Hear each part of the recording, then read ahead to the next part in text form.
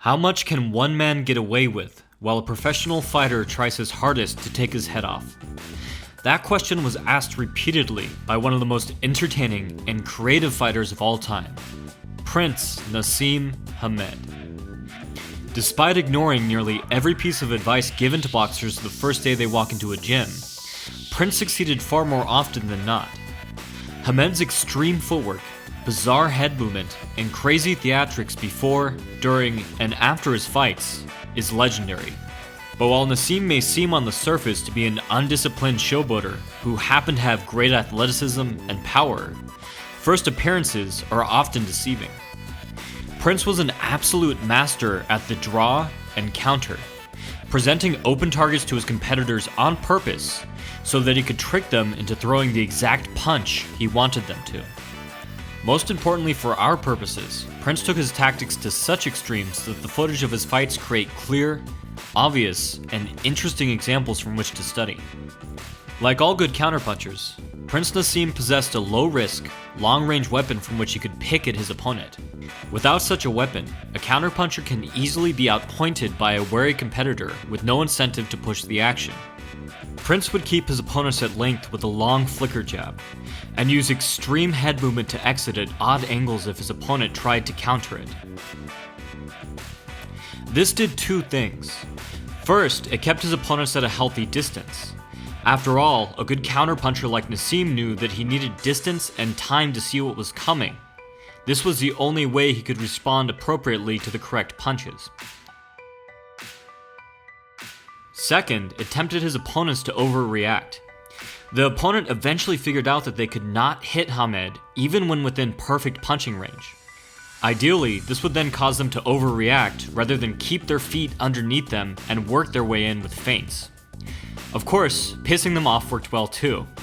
If you've ever wondered why so many counterpunchers seem to have such an abrasive personality, this is probably one of the main reasons why. The more incensed and outraged an opponent is, the more likely they are to overreach, extend their punches, and make mistakes. Once Hamed had taken control, he began to draw attacks from his preferred range, showing only a single opening to bait a specific attack, with the correct counter already in mind. Hamed's most basic draw was to lean forward to his lead side, keeping his hands down low to present his head as an enticing target. The instant Naseem saw one of his competitor's hands move, he pulled or slipped to stay out of harm's way, and capitalized on the new opening in his opponent's defense. In this clip, he actually shifts back simultaneously to help create distance and put power into his punch. Another favorite was to crouch down low rather than lean, to set up a cross or overhand.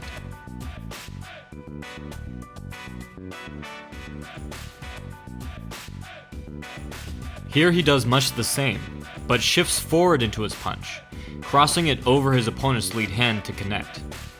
One of Hamed's most bizarre and powerful counters was to lean far back and sink in a powerful uppercut. Naseem's uppercuts ranged from tight and well-structured to incredibly long and extended, often slipping in underneath his opponent's tight guard or jab when he least expected it.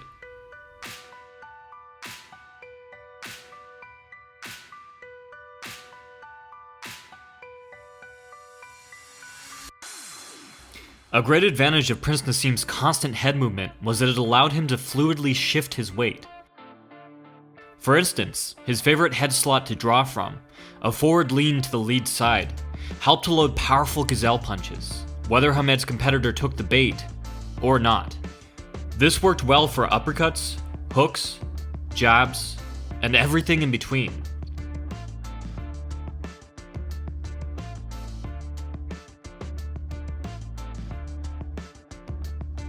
Prince would often follow up by shuffling outside to land his rear hand, similar in strategy to one of Lomachenko's favorite maneuvers today.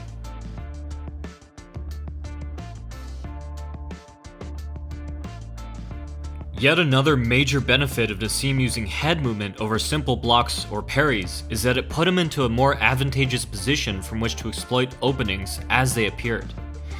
In this regard, head movement not only kept Prince Naseem safe, but also set up alternate angles from which to connect, creating paths through and around his opponent's guard that would not otherwise be there. In this clip, Naseem leans in and draws a jab, but his opponent immediately follows up with a cross.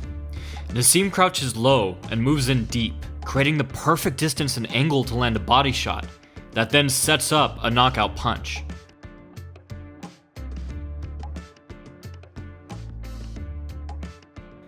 It's hard to understate just how dangerous a game Prince was playing. Head movement always adds another potential layer of risk because your opponent can catch you moving into his punch, increasing the force of the blow exponentially. Since Hamed kept his hands so low, the danger was greatly amplified. Luckily for him, Naseem rarely got caught, and had a decent enough chin to take the punch when he did. More often than not, it was Hamed who set up and timed his opponent's head movement to amplify the impact of his punch.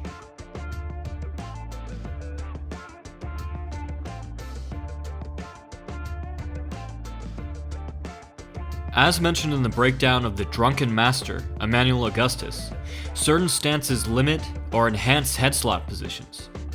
For instance, a squared up stance and posture facilitates head movement to either side equally, but limits the ability to pull back, while a narrow stance allows for more room to pull, but only allows the fighter to crouch on one side. Prince enhanced his ability to create new angles greatly by switching stances, allowing him the full range of head motion in every direction. He gained access to all head slots by stance switching mid-combination. This allowed him to not only set up more angles from which to draw and counter, but also drastically eased his entrance and exit. For instance, Hamed could get away with leading crosses,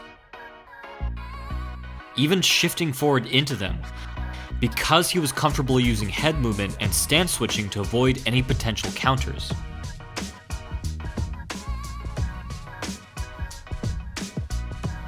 Combined with his unusual preparatory motions, Hamed could at times land outrageous punches with near impunity.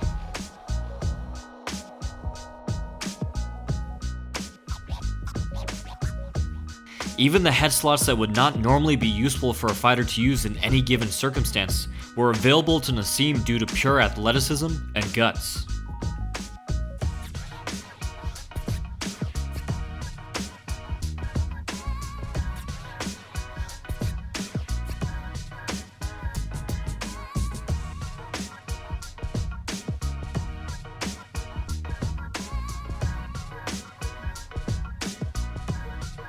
That's why Prince Naseem is a great example of head movement and stance switching supplementing each other. Hamed's stance switching let him draw and evade punches from all head slots, and in turn, his head movement kept his center line safe while shifting, turn shifting, and D'Amato shifting. These are essentially another kind of bait and counter involving footwork. If you want to know more about those techniques, you can check out my videos on Emmanuel Augustus, Mike Tyson, and Marvelous Marvin Hagler. Prince Naseem Hamed serves as a great example of how far you can push the limits, and holds a place in boxing history as one of the most entertaining and creative fighters of all time. One thing is for sure, we're unlikely to ever see another fighter enter the arena on a magic carpet, and then front handspring both before and after defeating his opponent by bending his torso parallel to the mat. If you want to learn... Oh man, just saying that sentence. If you want to learn more about how to generate power or employ effective footwork, you can purchase my books, linked in the comments below. If you want to learn more about head movement, you can pre-order my new book, Head Movement, Blocks, and Counters, Aggressive Defense for Boxing, Kickboxing, and MMA.